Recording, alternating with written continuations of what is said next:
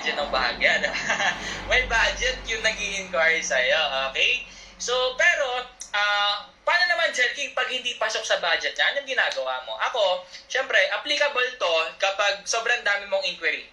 Pag sinabing sobrang dami mong inquiry, sabog talaga yung contents mo or naka-Facebook ads ka, pwede mag-send ka na lang ng recorded presentation. Kasi, mali mo, tinodo mo yung business, ginalingan mo, diba? Kaya lang, sa huli, hindi naman, alam mo namang walang pera kasi hindi pasok sa budget.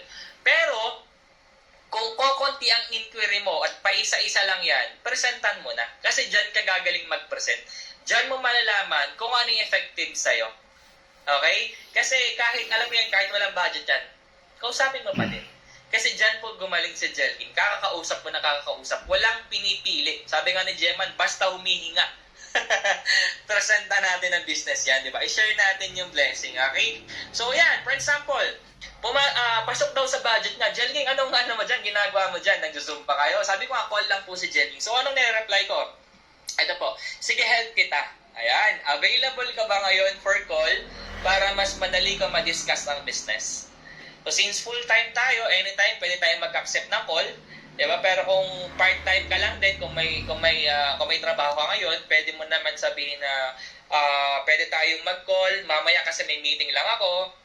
Diba? So bigyan mo ng value yung sarili mo. Kasi pag sinabi mo may meeting ka ngayon, marami palang kausap yung pinag-i-inquiran ko.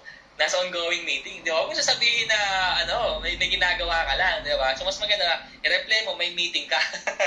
Diba? So ayan. So now, Jelking, since magko-call na, paano mo siya ginagawa? Ayan, lahat na binibigay ko, Tim, ha?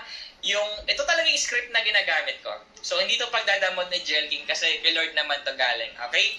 So, now, pag nag-call na kayo, ito na. Babalik ulit tayo dun sa diniscuss ko kayo na baka nakakalimutan mo. Isa-isahin na natin to. Okay? The proper flow of JC presentation ko. So, again, step 1, warm up muna, build ng rapport, mag-profiling, step 2, introduction, and so on. Okay?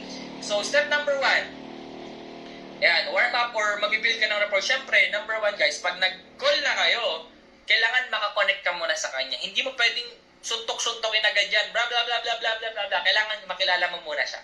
Okay? So, ito yung sample question si Jelking. Alam mo, nag-accept na tayo ng call. Hello ma'am, maganda buhay po, good afternoon. Tapos, yan, nag-reply na siya, ganyan. Ma'am, okay lang po ba? O, tatandaan nyo to guys ha. Ma'am, okay lang po ba before we proceed? May mga konting katanungan lang po ako. Yes po sir. If ever ba na magugustuhan mo ang business, ikaw po ba ang magde-decide or meron pong asawa or anak? Para alam ko, umpisa pa lang, di ba? Na siya yung magde-decide or tatanungin niya pa sa asawa niya or sa kung sino man yan. Kasi syempre, gusto ko siya yung magde-decide. Para alam yun, mapa-on the spot mo,